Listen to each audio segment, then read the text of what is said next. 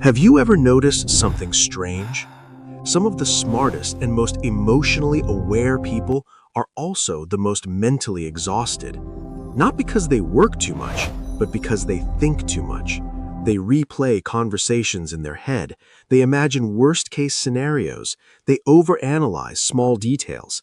And sometimes they can't sleep just because their mind refuses to slow down. Here is the psychological irony. The same ability that makes someone intelligent and emotionally deep can also become the reason they feel mentally drained. So what actually causes overthinking? Psychologists call this rumination. It happens when your mind keeps returning to the same thoughts again and again, especially about past mistakes, social situations, uncertain future events. But here is something surprising. Overthinkers are usually not weak. In fact, many studies suggest they often have highly analytical brains. Their mind naturally searches for patterns and meaning. They don't just see situations, they analyze them.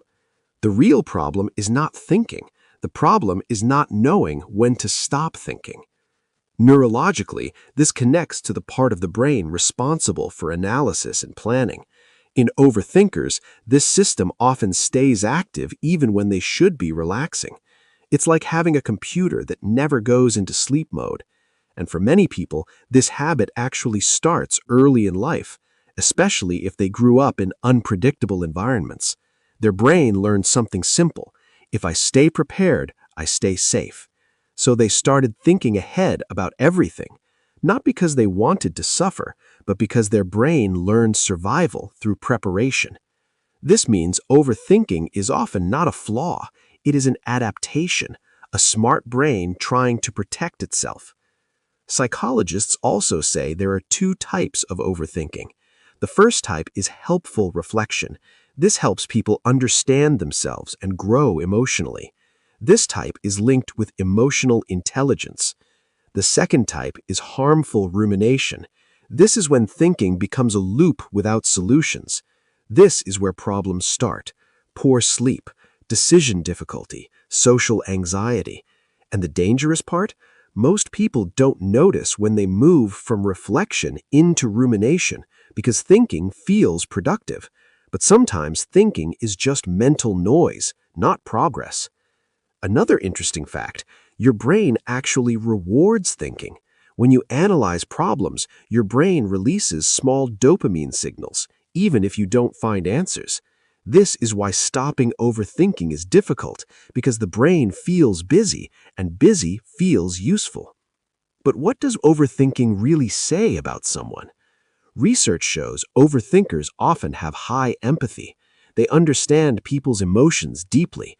They notice small changes in tone. They think carefully before speaking. They feel social energy strongly. The same thing that exhausts them also makes them very perceptive. But here is an important truth psychology teaches. You cannot solve every problem by thinking. Some things must be accepted, some must be decided, and some must be released. Modern therapy doesn't try to stop thoughts completely. Instead, it teaches distance from thoughts. For example, instead of thinking, "this situation is bad," they learn to think, "my brain is creating worry right now." This small shift gives mental space, because overthinking is not weakness. It is often just a highly active mind that once learned to stay alert. The goal is not to stop thinking. The goal is to teach your mind when it is safe to rest. And maybe this is the most human truth. We all carry thinking patterns created by past experiences. Understanding them may not delete them, but it does reduce their power. And sometimes, understanding yourself is the first step towards peace.